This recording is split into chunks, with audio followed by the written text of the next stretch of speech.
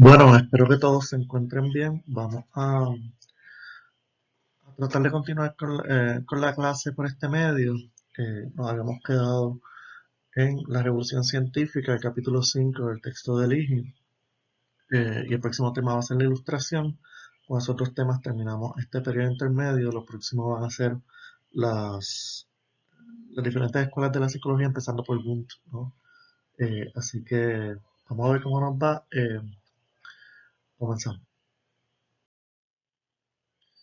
Lo primero es que estamos hablando de los siglos XVII, XVIII, es decir, del 1600, del 1700, y este es un momento que está marcado por, obviamente, el descubrimiento y la explotación de América y todo lo que se implica, eh, tanto las riquezas materiales como el encuentro con las civilizaciones americanas, etcétera. eh, Tiene implicaciones importantes, ¿no?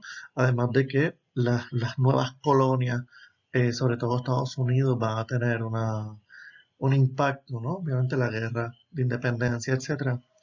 Así que este periodo va a culminar con las revoluciones americanas, es decir, de Estados Unidos de América, y la Revolución Francesa, ahí culminando, llegando al 1800. ¿Sí? Eh, en este periodo lo importante es que la ciencia empieza a tomar un rol principal sin todavía desplazar totalmente a la teología, ¿verdad? O a la religión. Vamos a hablar de eso ya mismito. Eh, y es bien importante que ya aquí, aunque la ciencia como tal no surge, sí sus fundamentos, ¿verdad? Aunque todavía está un poco enrollada con la teología, etcétera, sí los fundamentos tanto de la física como de la psicología van a estar.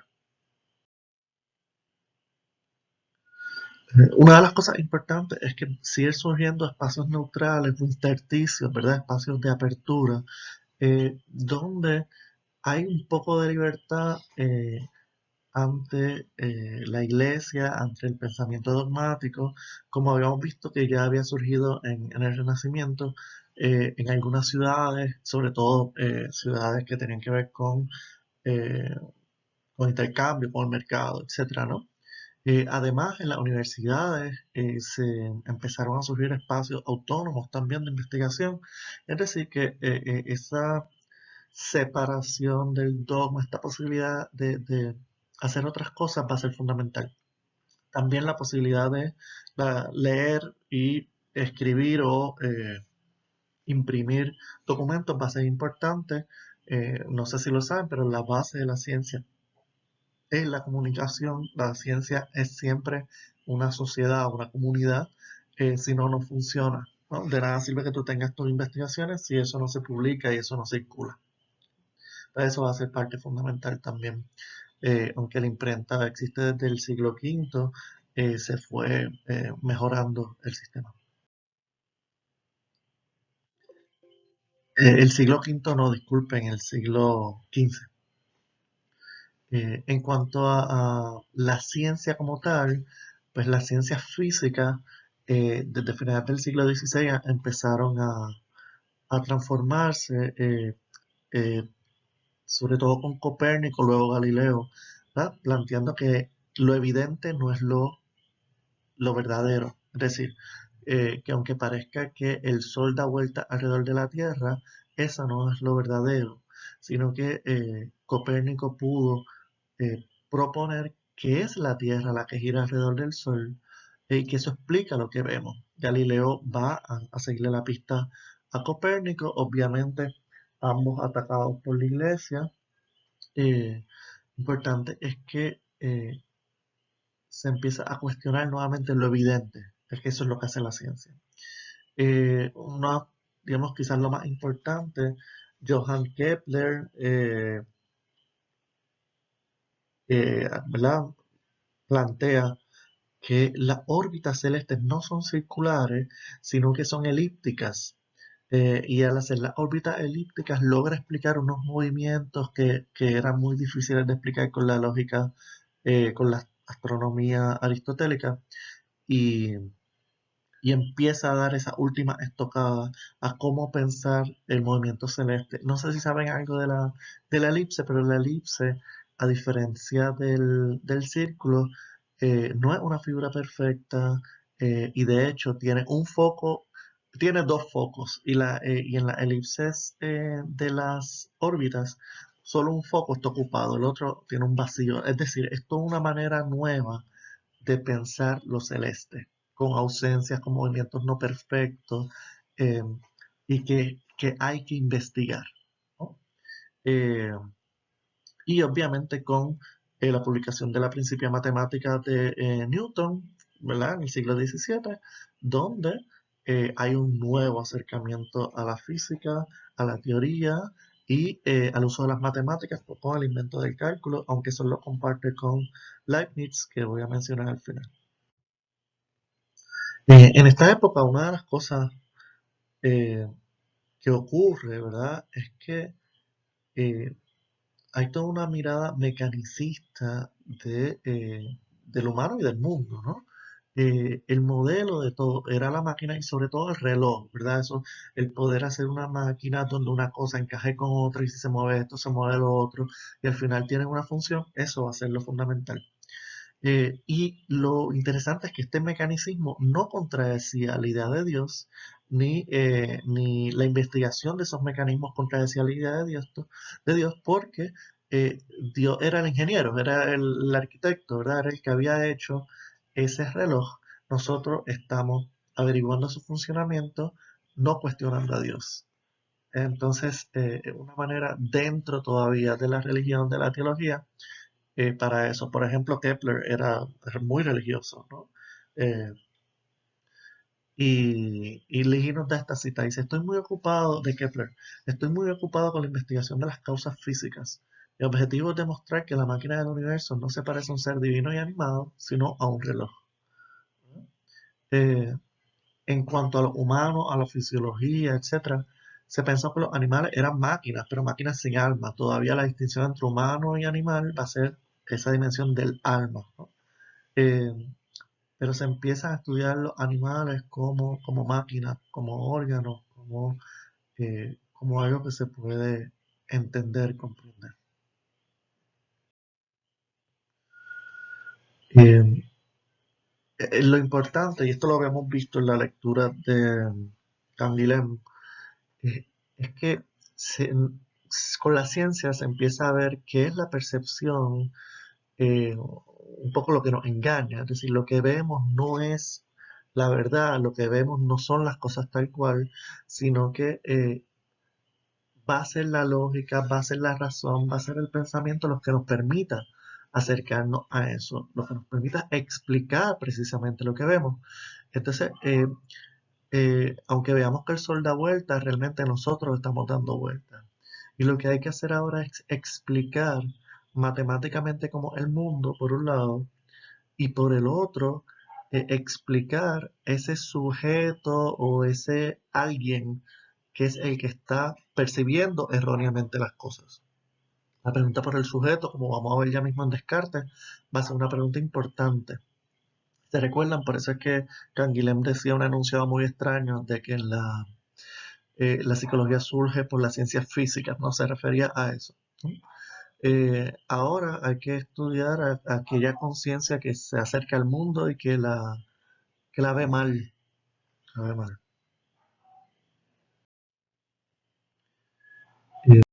Una de las cosas importantes de esta época, que todavía no se ha separado totalmente de la religión, de la teología, etcétera, como va a pasar con la ilustración, es que se cuestiona todo lo anterior y se empieza de nuevo.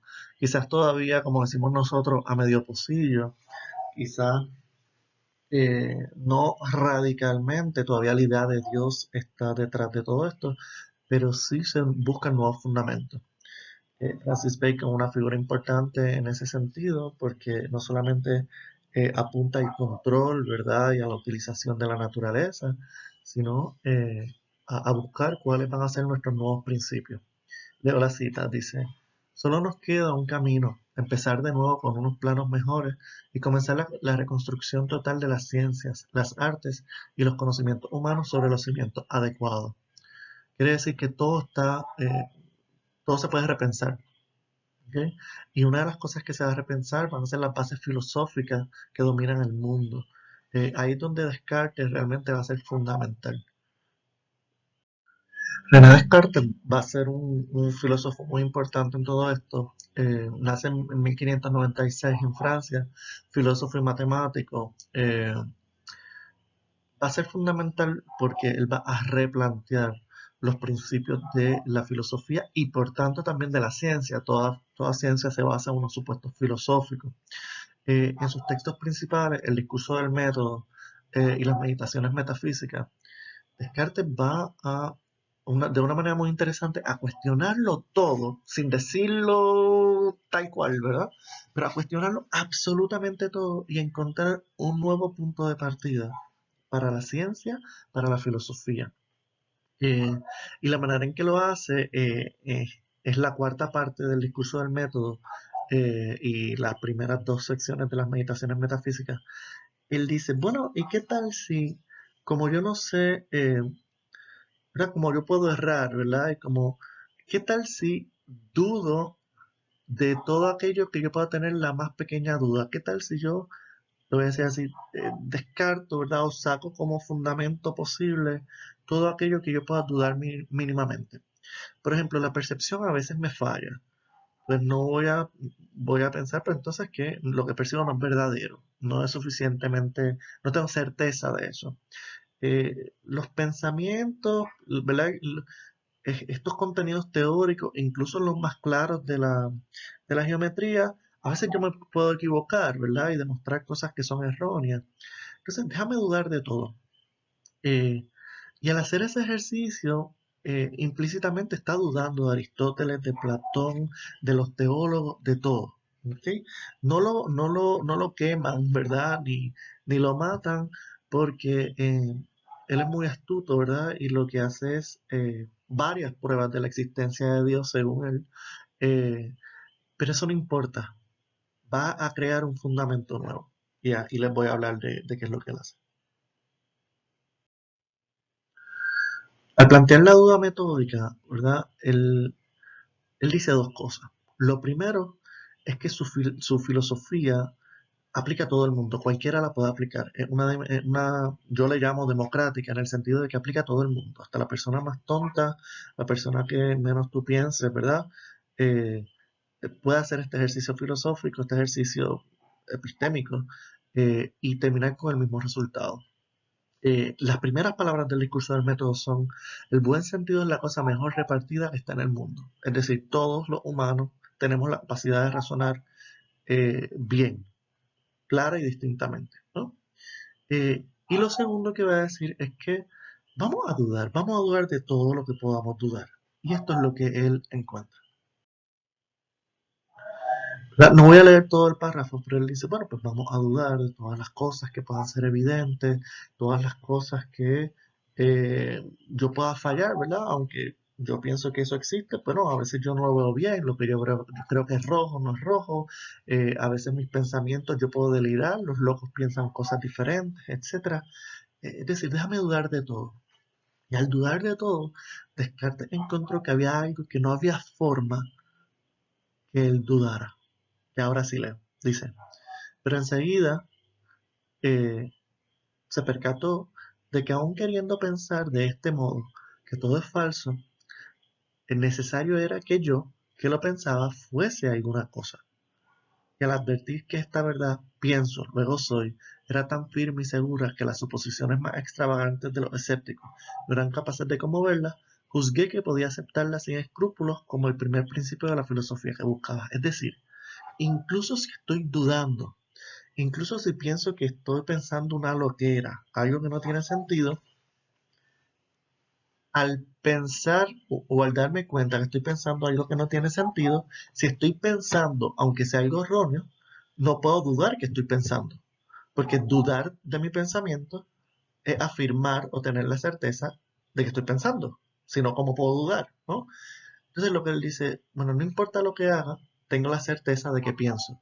No importa de lo que dude, no puedo dudar de que pienso, de que soy una cosa que piensa. Y ese es el fundamento de esta nueva filosofía, de esta nueva psicología también, van a ver. Porque él descubre que hay una cosa pensante. Y él dice, yo, ¿verdad? Es que descubre que yo era una sustancia cuya esencia o naturaleza es pensar, pensar, y que no necesita para ser de lugar alguno ni depende de la materia, es decir, no depende del cuerpo, dice él. Así que hay algo que va a estar ligado a la conciencia, lo vamos a ver, eh, que es lo principal. A partir de eso, él justifica la existencia de Dios porque dice, ¿cómo es posible que yo me conciba algo más perfecto si no es porque eso perfecto existe, ¿verdad? Y para él, Dios va a ser entonces la garantía de la verdad. A partir de eso, él dice, bueno, todo lo que se nos presente como claro y distinto debe ser verdadero. Y entonces plantea la existencia de los cuerpos con extensión o de la materia. Así que él va a plantear que por un lado está la cosa pensante o esta sustancia pensante y por el otro la cosa extensa o material, es decir, las cosas del mundo, las cosas materiales, y Dios. Esas son las tres sustancias para Descartes. ¿Eh? Lo importante es que con esas tres cosas, aunque hay una separación clara de mente-cuerpo aquí, eh, están los fundamentos para que yo pueda investigar y todo lo que yo entienda que es claro y distinto, tanto de esa mente como de esa cosa extensa, como de esa materia, va a ser verdad. Es el fundamento del método científico, es el fundamento de la evidencia, que ahora, ¿verdad? Toda esta cuestión de evidence-based va a ser el fundamento de todo eso. En cuanto a la psicología, va a ser bien importante porque la descripción de la cosa pensante o el cogito, como se le llama, de Descartes, va a ser el objeto de la psicología, va a ser lo que la psicología va a trabajar como mente, va a ser lo que Wundt va a trabajar, aunque en Descartes yo, conciencia, sujeto, percepción y pensamiento están todos mezclados, eh, aquí está el fundamento de lo que nosotros, con lo que nosotros trabajamos en términos generales. Y cito a Descartes en las meditaciones, dice, ¿qué soy? Una cosa que piensa. ¿Qué significa esto? Una cosa que duda, que conoce, que afirma, que niega, que quiere, que rechaza y que imagina y siente. Esas son las áreas de la psicología. El pensamiento, el conocimiento, la motivación, la lingüística, la voluntad, la aceptación o el rechazo, la imaginación, la sensibilidad, la percepción, son las áreas de la psicología, ¿verdad? Al menos aquellos temas principales. Y por eso es que es la matriz de la psicología moderna, al menos la psicología basada en la conciencia. El psicoanálisis y el conductismo van a separarse de esto, ambos de maneras distintas. Eh, lo más importante en esta sección claramente es Descartes, pero hay otros pensadores que son importantes que conozcan, sobre todo por sus críticas y por sus implicaciones. David Hume es empirista, los empiristas cuestionan, ¿verdad?, esta totalidad e integración del yo de una manera muy interesante. Dicen que no hay un yo, lo que hay son un montón de percepciones. En el caso de Leibniz, lo importante, ¿verdad?, es que él plantea la relación mente-cuerpo distinta, con lo que se llama un paralelismo psicofísico. eh, y quizás lo fundamental es que a partir de esta época, quizás, y para la psicología, está la pregunta de cuál es la relación mente-cuerpo. ¿Cómo se relacionan esas dos sustancias, mente-cuerpo? Esa es la pregunta que todavía hoy tenemos, eh, sin tener muy claro cómo funciona eso. En cuanto a Thomas Hobbes, lo puse no solamente porque elegí lo plantea, sino por lo que habíamos hablado en clase, y es que todo se está repensando, incluso las ciencias políticas, ¿verdad? Es decir, cómo pensar las relaciones entre los sujetos sociales y del poder. Y Hobbes es el primero que lo hace basándose en el individuo y cómo estos individuos tienen que llegar a un acuerdo, ¿verdad? Ceder su poder voluntariamente para crear eso, ese hombre artificial, como le llama, que es el Estado. La palabra en inglés que usa Hobbes es Commonwealth. Commonwealth. Eh, y para que vean que entonces todo está cambiando. Luego ya verán con la ilustración que surge la República, etcétera.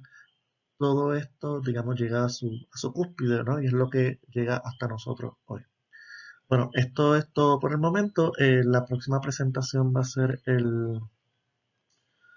sobre la ilustración. Por favor, si tienen dudas, comentarios, escriban en el foro de Moodle, yo voy a estar contestando.